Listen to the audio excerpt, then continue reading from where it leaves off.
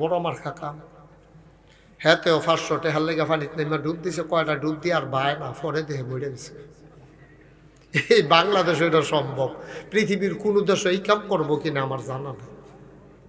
নাউজুবিল্লাহ কর, তুই 500 টাকার লেগে তুই ডুবাই আস ঠান্ডা পানির ভিতরে, বেশি অজু করে না ডরে তায়াম্মুম কইরা লাই, আর হাতে ডুবাই তো গেছে 500 টাকার লেগে, আর গিয়ে ফ্যানওয়ালা ফহির।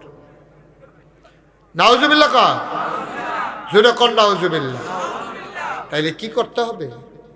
এই নেল পালিশ দেওয়া নাজায়েজ না, ওই গোসলের আগে তুলনটা হইল জরুরি। আপনি বউ সাজাইতে গেছেন, নেল পালিশ দিতেই পারে, মেয়েদের জন্য তো রংস, সুগন্ধ হইল পুরুষের আর রংস হইল নারীদের। পুরুষ মেহেন্দি ব্যবহার করবে শুধু দাড়িতে, পায়ের নোকে, হাতের তালুতে, পুরুষ মেহেদি, তারপরে আপনার কি বলে আলতা, এসব ব্যবহার করবে না। পুরুষ ব্যবহার করবে পারফিউম, যেটা অ্যালকোহলবিহীন আতর। সুবহানাল্লাহ বলবেন না? আতর ব্যবহার করবে পুরুষ, মেয়েরা কোনো আতর ব্যবহার করবে না, মেয়েরা কোনো পারফিউম ব্যবহার করতে পারবে না।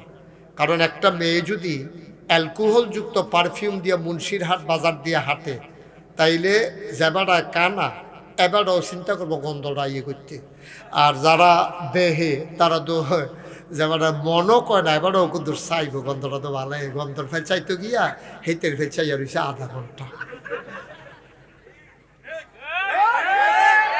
নাউজুবিল্লাহ কইতেন না? কি সুন্দর ইসলাম না? দেখছেন, মেয়েদের জন্য সুগন্ধ দরকার নেই, মেয়েরা সুগন্ধ দেবে না, মেয়েদের নেচারাল ফিতরাতগত একটা তাদের গায়ের একটা গন্ধ আছে, যেটা স্বামীর জন্য যথেষ্ট। সুবহানাল্লাহ বলবেন না? মুসলমান, গভীর মনোযোগ, মেয়েরা সুগন্ধ ব্যবহার করবে না, মেয়েরা রংচং ব্যবহার করবে, সাজবে মেয়েরা। মুসলমান, নেল পালিশ যদি দেওয়াই লাগে, গোসল ফরজ হইলে আগে নেল পালিশ উঠাই নেওয়া লাগবে। এই জন্য একটা কেমিক্যাল বের হয়েছে নেল পালিশ রিমুভার, এটা লাগাইলেই উঠে যায়। এখন 12ই ফেব্রুয়ারি নির্বাচন, আমরা তারার যেই কথা কইয়া দিলাম রিমুভার দিয়া নেল পালিশ তুলন যায়, তেনি ভোট দেওয়ানোর ফলে কালিটা বেড়াইয়া হেডা দিয়া তুইলালা,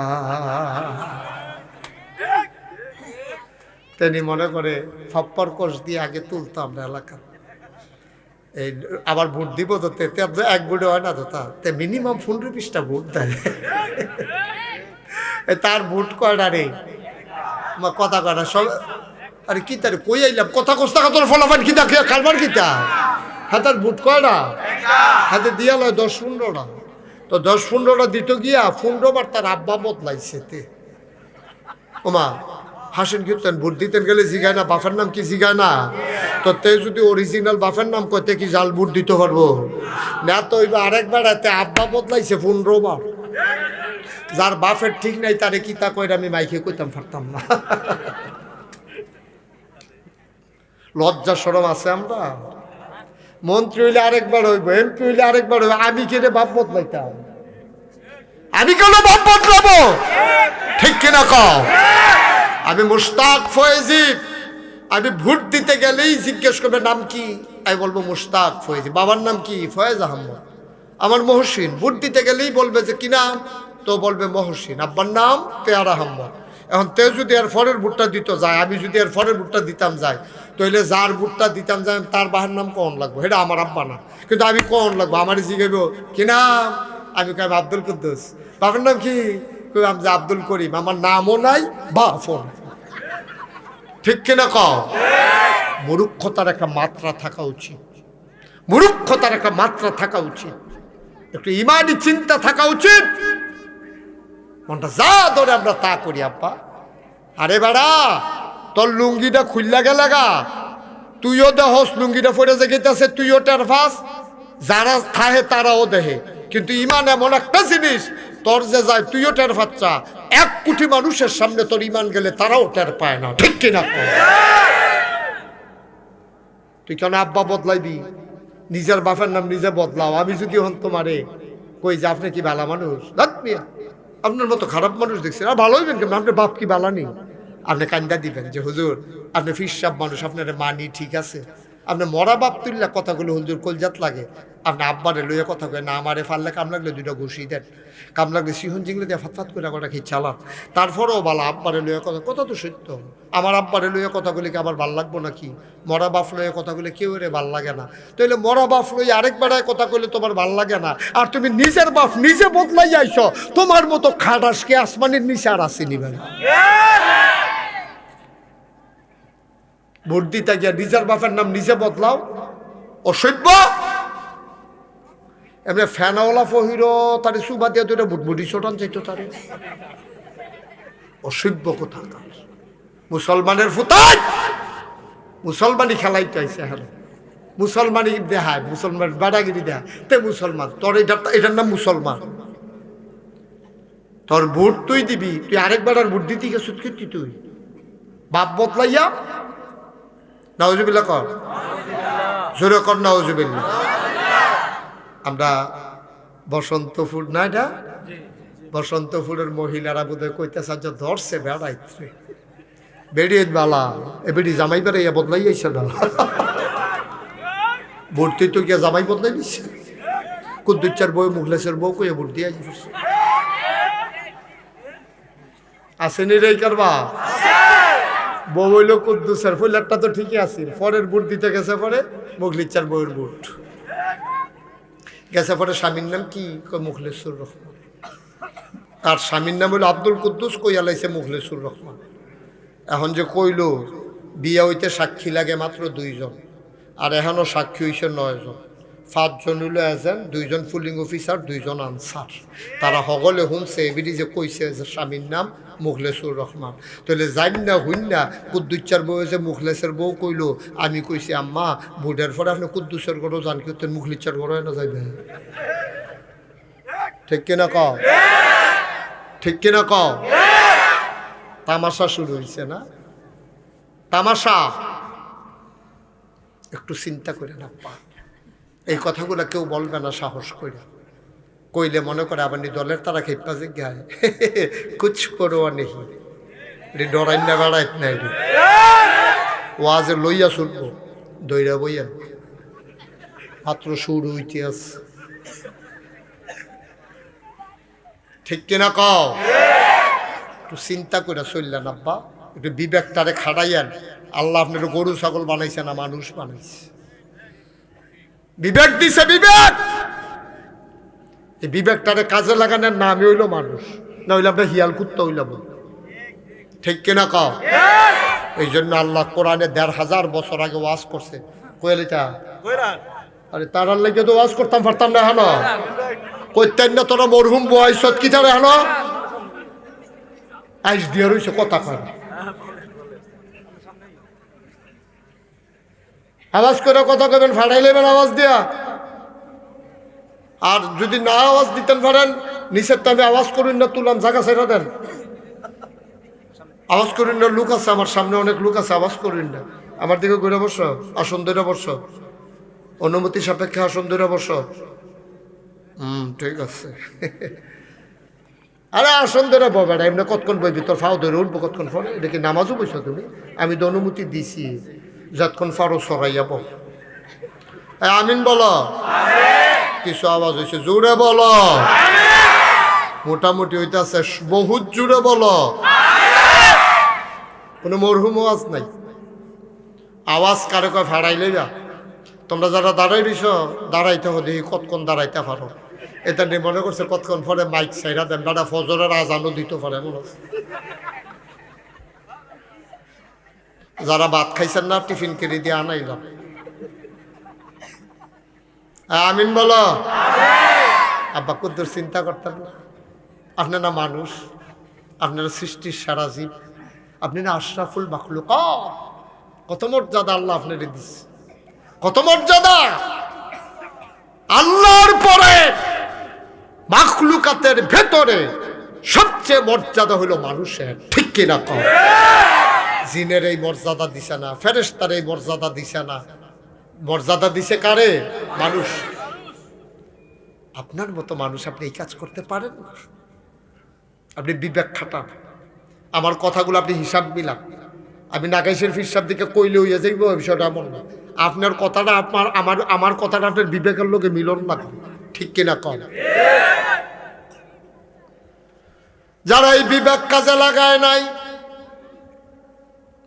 যারা বিবেক মতো নিজেকে পরিচালনা করে নাই, আল্লাহ কুরআনুল কারীমে তাদের ব্যাপারে ওয়াজ করে দিলেন, ওয়ালাহুম কুলুবুল লা ইয়াফকাহুনা বিহা ওয়ালাহুম আয়ুনুল লা ইউবসিরুনা বিহা ওয়ালাহুম আযানুল লা ইয়াসমাউনা বিহা উলাইকা কাল আনআম বাল হুম আদাল। আল্লাহ কয়, শোনো মুন্সিরহাটের মানুষ, বসন্তপুরের মানুষ, আমার উস্তাদের এলাকার মানুষ, গভীর মনোযোগ। আল্লাহ কয়, দুনিয়ার ভিতরে একদল মানুষ আছে এমন, লাহুম কুলুবুল লা ইয়াফকাহুনা বিহা ওয়া লাহুম আয়ুনুল লা ইউবসিরুনা বিহা। দুনিয়ার ভিতরে একদল মানুষ আছে, মন আছে বুঝে না, চোখ আছে দেখে না, কান আছে শুনে না। আমরা বলি আল্লাহ এটা আবার কি মানুষ? আল্লাহ কয়, আমি কি বলছি না কি মানুষ? মন থাইকেও যে বুঝে না, চোখ থাইকেও যে দেখে না, কান থাইকেও যে শুনে না, উলাইকা কাল আনআম, ওরা হলো চতুষ্পদ জানোয়ারের মতো। আল্লাহ কয় না বাল হুম আদাল, এটা জানোয়ারের চাইতে আরো নিকৃষ্ট, ঠিক কিনা? লেখাপড়া করছেন, MA ফার্স্ট BA ফার্স্ট করছেন, আফন চিনেন, ফোর চিনেন, 5 টিকা নোট চিনেন, 100 টিকা নোট চিনেন, ও কথা তো আরেকটা মনে পড়ছে, এটা কি কইলে তা? বিবেক সাংঘাতিক জিনিস। বিবেক যে কি জিনিস, সাংঘাতিক জিনিস। আমার বাসা কুমিল্লা রানীর বাজার। তো কুমিল্লা শহরে আমি যখন থাকি, তখন যেই মসজিদে আমি নামাজ পড়ি, জমা তো এলাকায় পড়াই, যেই মসজিদে আমি নামাজ পড়ি, তো ওই মসজিদের সামনে কিছু ভিক্ষুক বসা থাকে। তা আমার এক দোস্ত একবার আমারে ফোন দেওয়া, কয়, দোস্ত আমি একটু কুমিল্লা আসবো, তোমার সাথে জরুরি কথা আছে, কোথায় দেখা করব?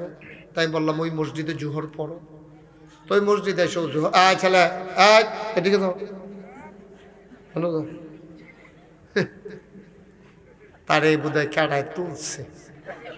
কয়, তুই উঠতেছা, নমুনাটা কিরকম? নমুনাটা সাংঘাতিক খারাপ।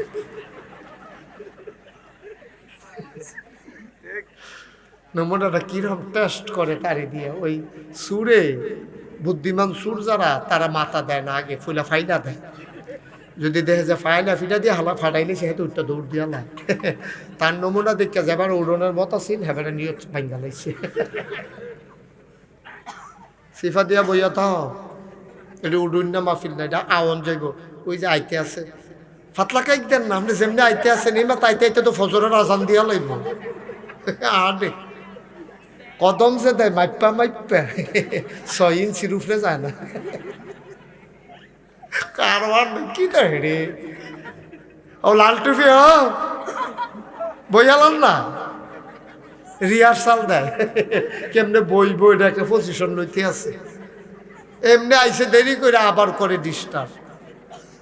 আমিন বলো, জোরে বলো। তা আমার কথা মনে আছে নি? তো আমার বন্ধু যখন আইসে, আমি কিছু ওই মসজিদে আইও, আমরা এক লোকে জোহরের নামাজ পড়াম, দেখা হইব। তো জোহরের নামাজ পড়ছি, দেখা হয়েছে। পরে আমি ওই বন্ধুর সাথে কথা বলতে বলতে পারি, মসজিদের সামনে যে কিছু ভিক্ষুক থাকে, একটা ভিক্ষুকের লোক আবার খুব খাতির, তার কিছু লাগলে তে আমারে কয়, আমিও তার খোঁজ খবর রাখি। হগলের দ্বার রাখিয়া ফেরা যেত না, তার লুঙ্গি টুঙ্গি লাগলে আমি কিনা দেই, সুইটার হাফ প্যান্ট কিনার লাগলে। তা আমি তারে কই যে ঠিক আছে, আমারে জানাইও। তো মসজিদে গেলে আমি তারে জেদ্দুর ফাড়ি সহযোগিতা করি, 10 টাকা 20 টাকা, যখন যেটা থাহে পাবো। তা আমি যে বন্ধুর লোকের কথা কইতে কইতে বাড়িতে আসি, আমার রাজ্য ভিক্ষুকের কথা মনে নেই। তা আমি তো কথা কইতে কইতে বাড়িতে আসি, ভিক্ষুকটা অন্ধ। যারা চোখে দেখে না, তাদের কান কিন্তু খুব খারাপ। তাদের কানের ভিতরে একটা বৃষ্টির ফোঁটা পড়লো, ওতে কইতে পারি এটা কি এর ফোঁটা পড়ছে। তো এরকম তে যখন আমি কথা কইতে কইতে যাইতেছি, তে আমার ডাক দিয়া, হুজুর জাগিতেছে, ওই টেহা দিই না যে, মনে করাই দিছে। আগে আইতে আছি, তো আমি আবার গেছি, তো গিয়া আমার বন্ধুরে কইলাম, এই যে এই ভিক্ষুকটা হাতে অন্ধ, কিন্তু তার বিবেক সাংঘাতিক, তার আকলটা সাংঘাতিক আকল। তো আমার বন্ধু কইতে তো শো হয়ে দেখে না কি এরা হোক। আমি কই অহন এটার ফাইবা তার বুদ্ধি কীরকম। তা আমি, আমার বন্ধু দাঁড়াই রয়েছে, তাই ভিক্ষুকের সামনে গিয়ে একটা 10 টাকা নোট বার করছি। 10 টাকার একটা নোট বার করে তারে দিয়া হাসি দিয়ে আমি কইলাম, আজকে আমার দোস্ত আইছে, এই জন্য খুশি হইয়া তোরে 100 টাকা দিলাম। দিছি কত? কথা কথা দিছি কত? আপনি এই কথাটা কইতেন পারেন না, আপনি এরকম করেন কি? আমি কিছু গেলাম দিছি কত, তো আপনি কইবেন 10 টাকা দিছি, এটাকে ফাঁসি হইব। এবার কখনো কথা কইয়া বিপদ পড়ছে, আর লেগে এখন কথা কয় না কি তেলে বসে মারহাবা করে করি পয়সা। এবার যাইয়া পড়ছে বিপদ, রে মাইন খাসি ফাত ফেটে গেছে। কয় টাকা? 10 টাকা। আমি 10 টাকা দিয়া কইছি কত? এটা করলাম ধোকা না, ওই টেস্ট করানোর জন্য। আমি ধোকা দেই নাই, মজা করছি। তো 10 টাকা দিয়াছিল, যখন কইছি 100 টাকা, তাই করছে কি তার টেহার এমনি হাত লইয়া কিতা জানি ঘষা দিয়া আমারে কয় শয়তানি করে। কি শয়তানি কয়? 10 টাকা। সুবহানাল্লাহ কইতেন না? আমার চোখে পানি চলে আসছে। যেই মানুষটা তার স্ত্রীকে চিনে না, কথা বললে চিনে, নাইলে চিনে না, যেই মানুষটা বেয়াদবটাকে, এখানে কে বেয়াদবটাকে?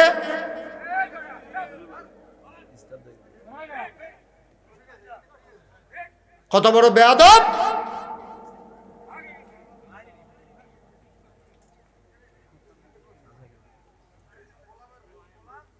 মস্কাটার জায়গা পাইছে না, বেয়াদব কোথা। নাউজুবিল্লাহ বলেন। এত ছোট বাচ্চা না, সে কথায় বোঝা গেছে এত বেশি ছোট না, বেয়াদব কোথা। নাউজুবিল্লাহ বলেন। আমার চোখে পানি চলে আসছে। আমি ডাক দিয়ে বললাম, ও বন্ধু, এই লোকটা তার স্ত্রীকে চিনে না, কথা না বললে তার স্ত্রীকে চিনে না, কথা বললে চিনে, নাইলে চিনে না, তার জন্ম দেওয়া বাচ্চাকেও সে চিনে না, আব্বা কইয়া ডাক না দিলে। যেই মানুষটা চোখে দেখে না, তার স্ত্রীর সামনে দিয়ে হাঁটে গেলে বুঝে না, বাচ্চাও আব্বা কইয়া ডাক না দিলে চিনে না, এই মানুষটা ঠিকই চিনছে 100 টাকা কোনটা আর 10 টাকা কোনটা। বলেন সুবহানাল্লাহ। এটার নাম হলো আকল, বুঝ, বিবেচনা, ভালো মন্দ বুঝার ক্ষমতা। সুবহানাল্লাহ বলবেন না? এটারে কয় আকল। সাংঘাতিক জিনিস, সাংঘাতিক জিনিস। আয় সারসা ওইদিকে কথা বলো না কেউ। ওর বেয়াদবি ও করছে, আল্লাহ যেন তাকে সঠিক বুঝ দান করে। সবাই পড়ো আমিন। ওর যদি আকল থাকতো এটা করতো না, সে বুঝে নাই। সে মনে করছে বন্ধু বান্ধবের লোকে যেরকম মাহফিল হচ্ছে গিয়ে এরকম, আকল কম। যাই হোক, তাইলে এই আকল যার নাই, অথবা থাইকা যে কাজে লাগাইতে পারছে না, সেই ইমানদার হবে কেমনে? তার ব্যাপারে আল্লাহ বলে দিলেন যে এই মানুষটা হইল উলাইকা কাল আনআম, সে হইল চতুষ্পদ জানোয়ারের মতো। আল্লাহ কয় না বালহুম আদাল, এটা জানোয়ারের চাইতে আরো নিকৃষ্ট, ঠিক কিনা? আপনি আকল কাজে লাগাইতে হবে আব্বা। আপনি শখে শখে টাকা খাইয়া আপনি কেন যাবেন জাল ভোট দিতে? জাল ভোট দিতে গেলে আপনি একবারের জন্য তো আরেকবার আর আব্বার আহন লাগে। আপনি কি হেবাড়ার ফুট জেবাড়ার নাম কইছেন? জেবাড়ায় জন্ম দিল, তিল তিল করে তোমাকে বড় করলো, তোমার শরীরটা একটা কাপ দিল না যে আমি আমার আব্বার জায়গা থেতার নাম কেমনে কই? আমার আব্বার জায়গায় আমি আরেক বেটার নাম কই কেমনে, কিভাবে সম্ভব? তোমার বিবেকটা কি এভাবে ভোতা হয়ে গেছে, মরে গেছে? এইভাবে মরে গেল বিবেক। আরেক বেটার আব্বা কই আলাইলা হাসতে হাসতে। কেমনে পারলা তুমি, কেমনে পারলা আব্বা, কিভাবে সম্ভব? মুসলমান, উনি আসছেন? আসেন না। তোমরা বাচ্চারা এই যে খাওয়া দাওয়া বন্ধ করো। এখানে কয়বার ইশারা দিলাম, তোমরা যেমনি বুট খাও, মাইসো তো ভাতও এমনি খায় না। হ্যাঁতে শুরু করছে আইয়াসে বেড়া, এমনি মাইসে বুট খায়। তোর কাছে তো বুটে মাপছে বুঝে এমনি চাপ আইস কথাই দি কতক্ষণ সুইরা লাইছে, কতক্ষণ আড়াও এমনি সুর এলা তেজ এমনি সুরছে। সবাই বন্ধ করো, খাওয়ার জন্য আসছে। যারা এদিক সেদিকে আছেন জলদি করে চলে আসছেন। আমরা লম্বা সময় আপনাদেরকে আটকে রাখবো না, একেবারে কিছুক্ষণ পরেই ছেড়ে দেব এমনও না ইনশাআল্লাহ। আল্লাহ যেন কবুল করেন। জোরে পড়েন, আরো জোরে। অনেক গুরুত্বপূর্ণ কথা আপনারা শুনেছেন মাশাআল্লাহ। যারা মোবাইলগুলো ধরে রাখছেন মোবাইলগুলো নামাই ফেলেন। এভাবে আপনি ওয়াজ শুনতে পারবেন না, বারবার ওই দিকে নজর চলে যাবে। কথা বুঝেন নাই? মোবাইল বন্ধ করেন। ছেলেরা তোমরা যারা বুট খাইতেছো বুট খাওয়া বন্ধ করো। এই আওয়াজ এখন পর্যন্ত চলে আসে, কথা শুনো না কেন? টোটালি খাওয়া দাওয়া বন্ধ, মনোযোগের সাথে কথা শুনতে হবে। ভালো না লাগলে উঠে যাবে। এখন অনেক দূর থেকে লোকজন আসছে, তোমাদের 2-3 জন বাচ্চার জন্য তো মাহফিল নষ্ট হইতে দেওয়া যাবে না। প্রয়োজনে তোমরা চলে যাবা, মাহফিল থাকবে। এখন তোমরা কি থাকবা না চলে যাবা, এটা তোমাদের বিষয়। একটা শব্দ যেন না হয়। গভীর মনোযোগ দিয়ে বসতে হবে ইনশাআল্লাহ। আমরা খরগোশের মতো কান খাড়া করে মাছের মতো নিষ্পলক নয়নে আমরা কথা শুনবো ইনশাআল্লাহ। আল্লাহ যেন আমাদেরকে কবুল করেন। এই এলাকার মা বোন যারা আছেন, আমি আপনাদের সাথে বিনয়ের সাথে অনুরোধ করব, আপনারা স্বামী এবং সন্তানকে মাহফিলে পাঠিয়ে দেন। আপনারা মহিলারা ঘরের কোনায় বসে পড়ুন। প্রতি রাত্রে এখানে মাহফিল হয় না। আমি 24 সালে এখানে এসেছিলাম। এর আগে অনেক বছর আগে আমার ওয়াজ জীবনে অনেকটা শুরু বলতে গেলে সুফি সাহেব হুজুর, আমরা যে হুজুরকে সুফি সাহেব হুজুর ডাকতাম, হুজুর আমাকে আদর করে নিয়ে এসেছিলেন। সে বছর মুস্তফা আল হামিদি হুজুরও আসছিলেন। আল্লাহ আমাকে আবার আসার সুযোগ করে দিয়েছেন। আমি তো এসেছি, কিন্তু হুজুর হারিয়ে গেছেন। আমি দোয়া করি আল্লাহ যেন ওনার কবরটাকে জান্নাতের টুকরা বানিয়ে দেন। ওনার জীবনে যদি কোনো গুনাহ থেকে থাকে আল্লাহ যেন মাফ করে দেন। পাশাপাশি আমাদের যাদের আব্বা আম্মা, আল্লাহ যেন তাদের কবরকেও জান্নাতের টুকরা বানিয়ে দেন। আপনারা যারা দাঁড়িয়ে আছেন এসেই বসে যাবেন, দাঁড়িয়ে থাকার দরকার নেই। সামনে জায়গা আছে আমাদের, এখনো তো জায়গা ভরে যায়নি, সামান্য একটু জায়গা এখনো ফাঁকা আছে। যাদের সামনে যতটুকুন ফাঁকা জায়গা আছে সবাই আমরা বসে পড়ি। আল্লাহ আমাদেরকে সুযোগ করে দিয়েছেন, আমরা পুরাটা সুযোগ যেন কাজে লাগাতে পারি। শুরুতে আল্লাহর কাছে দয়া চাই, আপনাদের কাছে দোয়া চাই। আল্লাহ যেন আমার মুখ দিয়ে সেই কথাগুলো বের করে দেন যেগুলো আমার জন্য দরকার এবং আপনাদের জন্য দরকার। সবাই পড়েন আমিন। বন্ধুগণ, আল্লাহ তাবারক ওয়া তাআলা বড় আদর করে আমাদেরকে মানুষ বানিয়েছেন। শুধু আমার দিকে তাকাই থাকবেন, হ্যাঁ, অন্য কোনো দিকে না, শুধু আমার দিকে। বাচ্চারা শুধু আমার দিকে খেয়াল করে বসবা, তাইলে কথা শুনতে বুঝতে সহজ হবে। মঞ্চে যারা আছেন আমার দিকে ঘুরে বসেন, একটু ঘুরে বসেন। মহসিন ঘুরে বল। মাশাআল্লাহ, সুন্দর হয়েছে, বলেন আলহামদুলিল্লাহ। তো যেই কথাটা বলতেছিলাম, আল্লাহ বড় আদর করে মানুষ বানিয়েছেন। মানুষ আমরা ছিলাম না। আল্লাহ তাবারক ওয়া তাআলা মানুষ বানানোর আগে মানুষের পরিচয় তুলে ধরেছেন। আল্লাহ বলছেন, ইন্নী জাইলুন ফিল আরদি খলিফা, আমি একটা কওম, আমি একটা সম্প্রদায়, আমি একদল মানুষ বানাতে চাই যাদের পরিচয় হলো তারা আমার খলিফা। সুবহানাল্লাহ বলবেন না? খলিফা মানে হচ্ছে প্রতিনিধি, মানে আপনি যা করতে চান আপনি নিজে তা না করে অন্য কাউকে দিয়া করাবেন, ওই যাকে দিয়া করাবেন তিনি আপনার খলিফা। তা আল্লাহ তাবারক ওয়া তাআলা কি চান, যেটা আল্লাহ আমাদেরকে দিয়ে করাইতে চান, এই জন্য আমাদেরকে বানিয়েছেন। কি চান আল্লাহ? আল্লাহ চান এই জমিন কার? সবাই জবাব দিতে হবে আওয়াজ করে। জমিন কার? আল্লাহ। আকাশ কার? আল্লাহ। আমি কার? আল্লাহ। আপনি কার? আল্লাহ। বাতাস কার? আল্লাহ। তাহলে সব হইল আল্লাহ। এটা কি শুধু মুখে মুখে বলছেন না মনের কথা? মনের কথা। তাইলে আবার বলেন, মনের থেকে বলবেন যে যেহেতু আমি আল্লাহর, আপনি আল্লাহর, আকাশ আল্লাহর, জমিন আল্লাহর, সব কিছু যেহেতু আল্লাহ, তাইলে ইবাদত চলবে কার? আল্লাহ। আল্লাহর জমিনে বিধান চলবে কার? আল্লাহ। এর বাইরে যাওয়ার কোনো মুমিন মুসলমানের সুযোগ নাই। এটা স্বাভাবিক। আমি একবার হজে গেলাম, আল্লাহ তো অনেকবারই যাওয়ার সুযোগ পেয়েছে আলহামদুলিল্লাহ।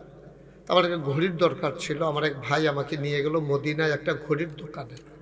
মদিনা শরীফে ঘড়ির দোকানে যখন নিয়ে গেছে, তো ওরা আমাকে বলতেছে যে হুজুর আপনি যে ঘড়ি কিনবেন, এই ঘড়িটা কি আমরা ওই যে চাবি সিস্টেম দেব, যেটা দিনে একবার চাবি দেওয়া লাগে, নাকি অটোমেটিক যেটা ঘুরে এটা?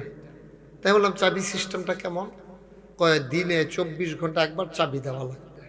আমি বললাম না, এটা ঝামেলা, এটা আমার মনে থাকবে না, নষ্ট হয়ে যাবে, আপনি অটোমেটিক যেটা চলে ওইটাই দেন। তো বললো যে ঠিক আছে। তা এবার চিন্তা করেন যে একটা ঘড়ি, সামান্য একটা ঘড়ি, এটা কেমনে চলবে? যারা বানিয়েছেন ঘড়ি তারা এটা নির্ধারণ করে দিয়েছেন। তারা বলে দিয়েছেন 24 ঘন্টা একবার চাবি দেওয়া লাগবে অথবা ব্যাটারি ইউজ করা লাগবে, তাইলে ঘড়িটা চলবে। আপনারা কি মনোযোগের সাথে আমার কথা শুনতেছেন? তো সামান্য একটা ঘড়ি, হ্যাঁ, এটা মেশিনারি জিনিস, এটা চালাইতে যদি একটা নিয়ম লাগে, তাহলে আপনি আমি আমরা যারা মানুষ, আমাদের সকাল আসে সন্ধ্যা নামে, আমাদের চলাচল করা লাগে, আমাদের চুলগুলো বড় হয়ে যায় কাটতে হয়, আমাদের নখগুলো বড় হয়ে যায় কাটতে হয়, আমাদেরকে টয়লেটে যাওয়া লাগে, গোসল করা লাগে, আমাদেরকে এই দৈনন্দিন জীবনে আমাদের এরপর একটা বয়স আসে, বিয়ে শাদী করা লাগে, বাচ্চা কাচ্চা হয়। এই যে এতগুলো কাজ আমাদের জীবনে, এরপরে আছে আমাদের পরিবার, এরপরে সমাজ, এরপরে রাষ্ট্র, এরপরে আছে অর্থনৈতিক ব্যবস্থা, তারপরে আছে সামাজিক অবকাঠামো, তারপরে রাষ্ট্রীয় ব্যবস্থা। সব কিছুর মাঝে এবার মন থেকে বলে নিয়ম কানুনের দরকার আছে নাকি নাই? আমি টাকা দিয়ে যে ঘড়ি কিনেছি, এই ঘড়িটা আমার মন মতো চলবে না, যারা বানিয়েছেন তাদের নিয়ম আমাকে ফলো করতে হবে, যদিও আমি টাকা দিয়ে কিনছি। মুসলমান মন দিয়ে শুনো রে ভাই, সামান্য একটা ঘড়ির ব্যাপারে নিয়ম না মানলে যেমন ঘড়িটা নষ্ট হয়ে যায়, তুমি আমি আশরাফুল মাখলুকাতের সৃষ্টির সেরা মানুষ, তুমি আমি যদি মন মতো ঘুমাই, মন মতো ঘুম থেকে উঠি, ইচ্ছা মতো টয়লেটে যাই, তাইলে আমরা যদি বিবাহ শাদী মন মতো করি, মন যা চায় তা করি, তাইলে আমরাও নষ্ট হয়ে যাব। তাইলে যিনি আমাদেরকে বানিয়েছেন নিয়ম মানা লাগবে তার, ঠিক কিনা? তিনি কে? আল্লাহ। যেহেতু তিনি আমাদেরকে বানিয়েছেন, সৃষ্টি যার, বিধান চলবে তার। আমরা বিধান বলতে কি বুঝি? যেমন আপনারা আশার নামাজ পড়েছেন, এটা একটা ইসলামের বিধান। এই আশার নামাজ পড়াটা এটা একটা ইসলামের বিধান, এজন্য আমরা আশার নামাজ পড়েছি। আশার নামাজ পড়তে গিয়ে আমরা একজন ইমাম বানাইছি, ইমামের পেছনে আমরা সবাই মুক্তাদি হইছি, সবাই সোজা হয়ে দাঁড়াইছি, এজন্য জায়গা নির্ধারণ করা আছে, আমি দাঁড়াবো কোথায়, কিভাবে দাঁড়াইলে সোজা হওয়া যায়। মুসলমান, মন দিয়ে শুনো, গভীর মনোযোগ। নামাজের ভিতরে তুমি ইমাম গরিব হোক অসহায় হোক, দেখতে সুন্দর হোক আর অসুন্দর হোক, তুমি যখন ইমাম মানো আর আল্লাহর বিধান অনুযায়ী যখন তুমি নামাজ কায়েম করো, তখন নামাজের ভিতরে কোনো আকপর নাই, অশান্তি নাই, মারামারি নাই, কাটাকাটি নাই, কে আগে দাঁড়ালো কে পেছনে দাঁড়ালো এটা নিয়ে কোনো ঝগড়া নাই। কারণ বিধান আল্লাহর মানার কারণে শান্তি দিয়ে দিয়েছেন আমার আল্লাহ, ঠিক কিনা? আপনি মন মতো নামাজ পড়লে হবে না। আপনি যদি মনে করেন ইমাম হইল সাধারণ মানুষ, গরিব মানুষ, বংশ ভালো না, তারপরে তাই এক ভাই আর আমরা হইলাম 7 ভাই, আমরা লাঠির জোরও ভালো, দল ও ক্ষমতা সব বিবেচনায় টাকা পয়সা মাশাআল্লাহ ভালো, তো হে আল্লাহ আকবার কইবে, এরপরে আমি রুকুত যাই, আমি কি তার গোলাম নাকি? তার আগে আগে আমি গিয়া বইয়া থাক, নামাজ হবে? আমার কথা না, নামাজ হবে? একেবারে বোকা, সহজ সরল, টাকা নাই, ভিক্ষা করে খায়, তারপরেও সে ইমাম। আপনি নামাজ পড়তে হলে তাকে মেনেই পড়া লাগবে, ঠিক কিনা কন? আপনি যদি মনে করেন আপনার বেড়াগিরি আছে, আপনি মন্ত্রী, আপনি এমপি, আপনি টাকাওয়ালা, লাঠির জোর ভালো, আপনার সামনে দিয়া থানায় যাওয়া লাগে, আপনি কথায় কথায় হুমকি দেন যাইবানি, যাওয়া সব কিছু করতে পারবেন, কিন্তু নামাজ আপনার মন মতো আপনি পড়তে। মুসলমান, নামাজ তো একটা ইসলামের একটা মাত্র ইবাদত। এমন ইবাদত আছে হাজার হাজার শত শত, একটা ফরজ ইবাদতের নাম হইল নামাজ।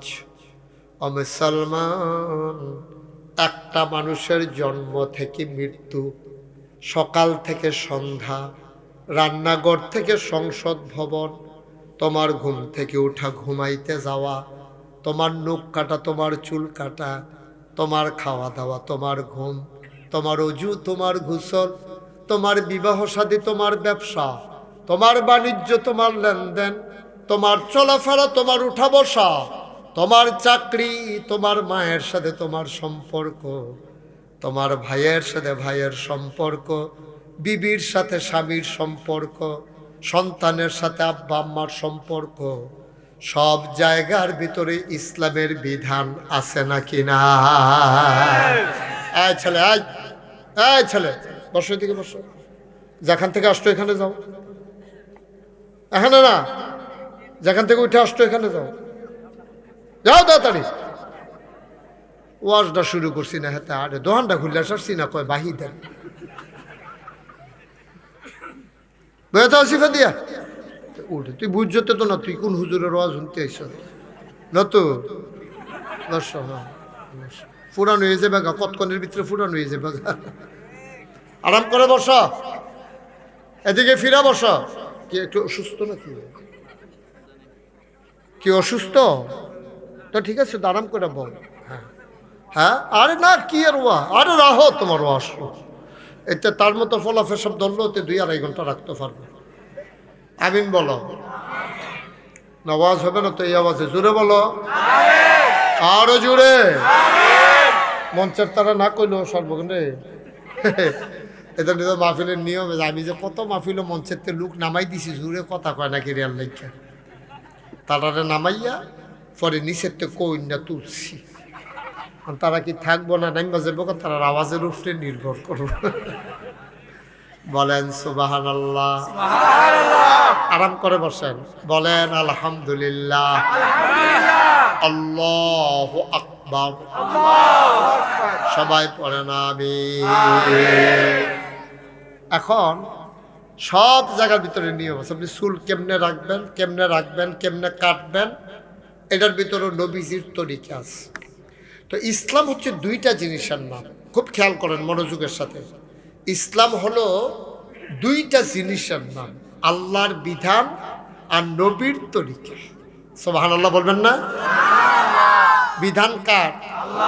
তরিকা কার? এই লাল জাম্পার, কই দিকে আইতেছেন আপনি? ওইদিকে কি, উপরের দিকে কি আপনার?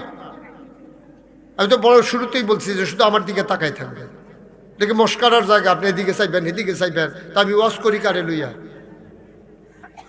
শুধু আমার দিকে তাকাই থাকবেন, কোনো দিকে তাকাবেন না, একবারে গভীর মনোযোগ, দিন দুনিয়ার খেয়াল সব ছেড়ে দেন। যতক্ষণ ওয়াজ চলবে আমি সবার দিকে তাকাই তাকাই ওয়াজ করবো, কেউ অন্য দিকে তাকাবেন না। আমি চাইলাম আপনার দিকে, আপনি চাই রয়েছেন সেদিকে, তো এটা কত বড় অসম্মানজনক কাজ। কেন করবেন আপনি এই কাজ? বাইরে যেন কোনো আওয়াজ না হয়, দু একজন ছেলে ওদিকে খেয়াল রাখো। আমিন বলেন, জোরে বলেন, আরো জোরে। তাইলে আমরা বিধান মানব কার? তরিকা মানব কার? নবীজির। বিধান আল্লাহর, তরিকা হইল নবীজির। পার্থক্যটা কি আপনি বুঝেন না? বিধান দিয়েছেন আল্লাহ, যেমন আল্লাহ বলছেন আকিমুস সালাহ, তোমরা নামাজ কায়েম করো। এই বিধান দিছেন কে? কথা কন, এই হুকুম করছে কে? জোরে কন, আরো জোরে। নামাজের হুকুম করছে আল্লাহ, এটার কই বিধান। এই নামাজ কেমনে পড়া লাগবে এটা শিখাই দিছেন নবীজি। সুবহানাল্লাহ বলবেন না? এটার কয় তরিকা, এটার কয় তরিকা। কারণ আমরা তো কোরআনের ভিতরে যে এভাবে হাত উঠাইতে হবে, কোরআনের কোথাও নাই। এভাবে কোমরের নাভির নিচে বাঁধতে হবে, কোরআন শরীফও কোথাও নাই। তো এটা আমরা পাইলাম কই? যখন আয়াত নাজিল হয়েছে আকিমুস সালাহ, তোমরা নামাজ কায়েম করো, সবাই মিলে চলে গেছে নবীজির বাড়িতে, সবাই গিয়ে নবীজিকে সালাম দিলেন। আমরাও চলে সালাম দিই আজকে। আসসালাতু ওয়াসসালামু আলাইকা ইয়া রাসূলুল্লাহ, আসসালাতু ওয়াসসালামু আলাইকা ইয়া হাবিবাল্লাহ, আসসালাতু ওয়াসসালামু আলাইকা ইয়া শাফিয়াল মুজনুবিন, আসসালাতু ওয়াসসালামু আলাইকা ইয়া রাহমাতাল লিল আলামিন। সুবহানাল্লাহ বলবেন না?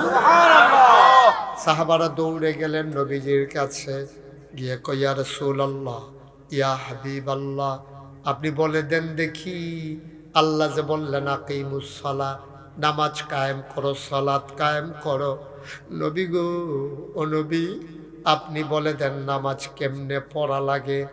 আল্লাহ নবী ডাক দিয়া কয়, ঠিক জায়গায় চলে আসছো, যেখানে আটকে যাও আমি হইলাম সেখানে দ্বীনের ব্যাখ্যাকারী। বলেন সুবহানাল্লাহ।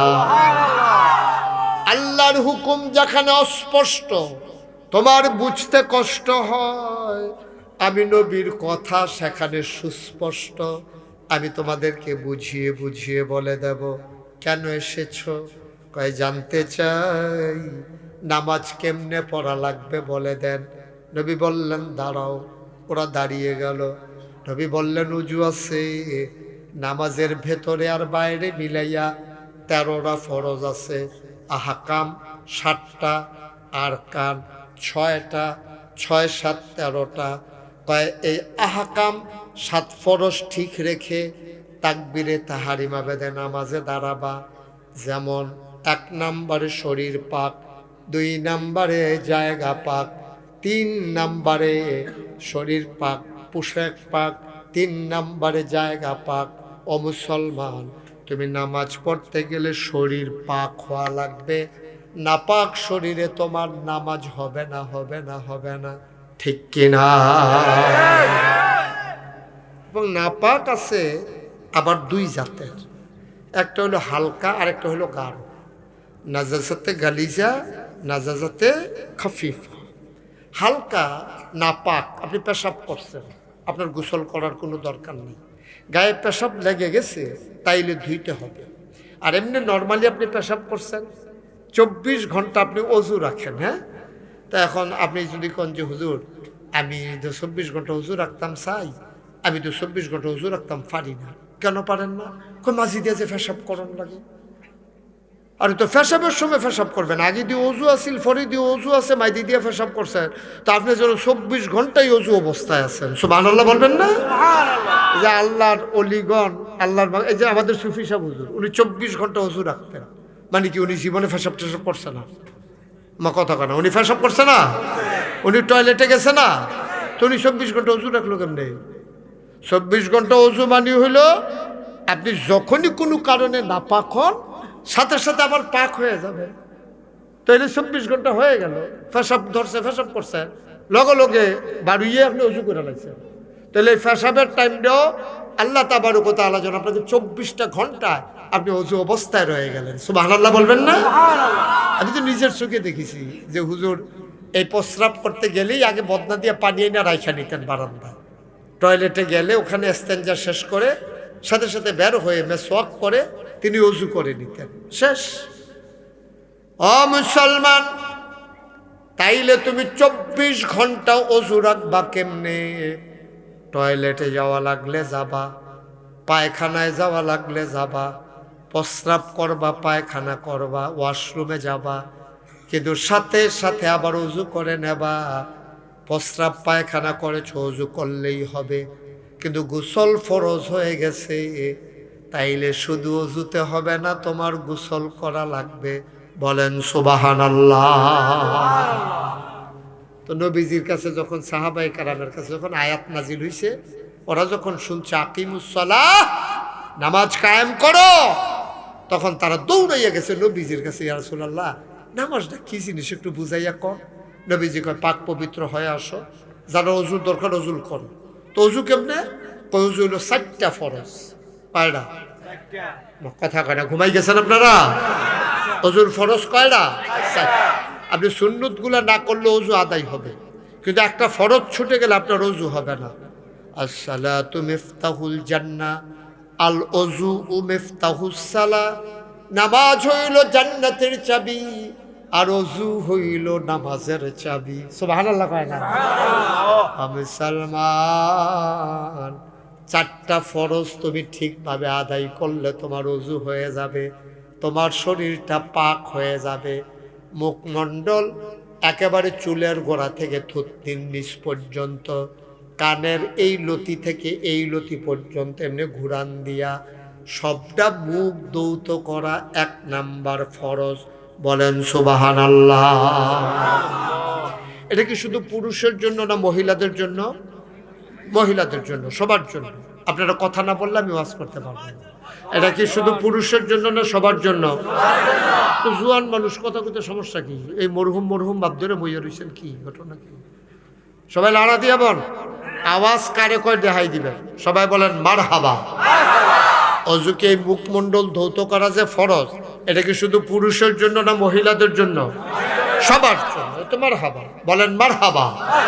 তো সবার জন্য এই মুখমণ্ডল ধৌত করা ফরজ। এখন মায়েরা নাকের ভিতরে নাকফুল দেয়, নাকফুল।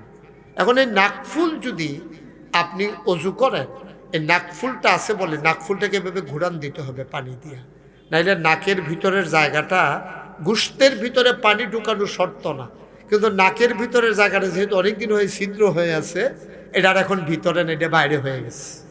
এই জন্য যেই বরাবর ডান্ডাটা আছে নাকফুলের চিকন যে ইয়াটা আছে, এটার ভিতরেও পানি ঢুকাইতে হবে, নাইলে অজু হবে না। মুসলমান, তাহলে 1 নাম্বারে তুমি মুখমণ্ডল ধৌত করলা গরমের দিনে। শুধু গরমের দিনে এটা ফরজ, শীতের দিনেও। তো আপনি যেমন কানটুফি লাগাইছেন, কেমনে দিবে? অজুর সময় খুললা নিবেন, ওকে ফাইন না, এখনের কথা বলি নাই। এখন কেউ যদি মনে করে মাফলার বাইন্দারে কানটুফি লাগাইয়া তারপরে অজু করবে, তার অজু কি হবে? এটা জরুরি জিনিস। 2 নাম্বারে কনুই সহ, কনুই পর্যন্ত না, কনুই সহ। এটাও বোধহয় শীতকাল, গরমের দিনে নাকি না?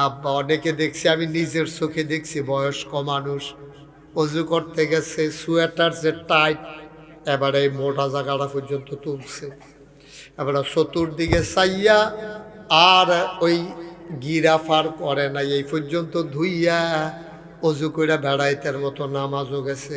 হবে? অজু হইছে? শীত হোক গরম হোক, টাইট সোয়েটার হইলে আগে খুললে আলগা রাখা লইবেন, তারপরে অজু করবেন, নাইলে অজু হবে না। এর লাগিয়া কনুই সহ, কনুই পর্যন্ত ধুইলেও হইতো, কিন্তু সতর্কতার জন্য কনুইটা আপনার ধোয়া হয়েছে কিনা এই জন্য আমরা বলি কোনই শহরা ধৌত করা ফরজ। বলেন সুবহানাল্লাহ। মাথাটারে সাইড ভাগ করবেন ফিটা দিয়া না, এটা ইশারা ইঙ্গিতে মনে মনে পুরা মাথাটারে সাইড ভাগ করবেন। সাইড ভাগের এক ভাগ মাসেহ করা ফরজ, টাকনু সহ ধৌত করা ফরজ। এটা হলো যদি আপনি স্বাভাবিকভাবে পেশাব করেন, টয়লেটে যান, আর যখন আপনার গোসল ফরজ হয়ে যায়। কি কি কারণে গোসল ফরজ হয় আপনারা সবাই জানেন। এই জন্য 3টা ফরজ আদায় করতে হবে। আপনি 250 ডুব দিলেও গোসল হবে না যদি ফরজ 3টা আদায় না করেন, ঠিক কিনা? আমাদের যে আবাদত কাজে লাগে না, কারণ কি জানেন? আমাদের নামাজ, আল্লাহ বলছেন আকিমুস সালাহ ইন্নাস সালাতা তানহা আনিল ফাহশাই ওয়াল মুনকার। যদি নামাজ আদায় করতে পারো, নামাজ তোমার মন্দ কাজ, খারাপ কাজ থেকে ফিরে রাখবে। এটা আল্লাহর ওয়াজ, চারটিখানি কথা। এটা মুশতাক ফৈজির ওয়াজ না, এটা আল্লাহর ওয়াজ। আল্লাহ বলছেন ইন্নাস সালাতা তানহা আনিল ফাহশাই ওয়াল মুনকার, নামাজ তোমাকে মন্দ কাজ, খারাপ কাজ থেকে ফিরেই রাখবে। কিন্তু আমাদের দেশে নামাজ 5 ওয়াক্ত পড়ে, বা জামাত আদায় করে, সুন্দর করে দাঁড়িয়ে রাখছে, সুদ খায়, এমন মানুষ নাই? কথা কেন আছে না? কই আল্লাহর কথার লোক এবার কাজের দিকে মিলল না। আল্লাহর কথা আর এবার কাজে মিলল না তো। আল্লাহ কয় নামাজ পড়লে মন্দ কাজ থেকে ফিরেই রাখবে, আর এবার নামাজ পড়ে হারাম কাজ কর। তো এটা কেমন হইল? তাইলে বোঝা গেল আল্লাহর কথা, নাউজুবিল্লাহ বলেন, আল্লাহর কথার কি ঠিক নাই? আহা, কথা কয় না, আল্লাহর কথা কি ঠিক নাই? আল্লাহর কথা ঠিক আছে, আমার নামাজ ঠিক নাই, ঠিক কিনা কম? আপনি আনুষঙ্গিক কাজগুলো করতে পারেন না তো। আপনার ওযুর ঠিক নাই, গোসলের ঠিক নাই।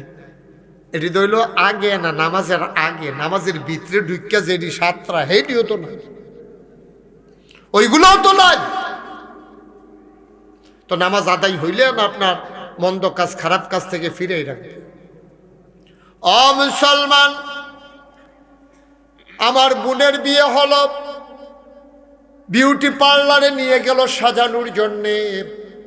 সুন্দর করে নেইল পালিশ দেওয়া হলো, সুন্দর দেখার জন্য সাদা নখগুলো রং দিয়ে ঢেকে দেওয়া হলো, নেইল পালিশ। এখন তার স্বামী স্ত্রী মেলামেশা হয়ে গেছে, গোসল ফরজ হয়ে গেছে। এই নেইল পালিশ লাগাইয়া যদি 250 ডুবো দেয়, ডুবাইতে ডুবাইতে জ্বর তুলন যাইব, গোসল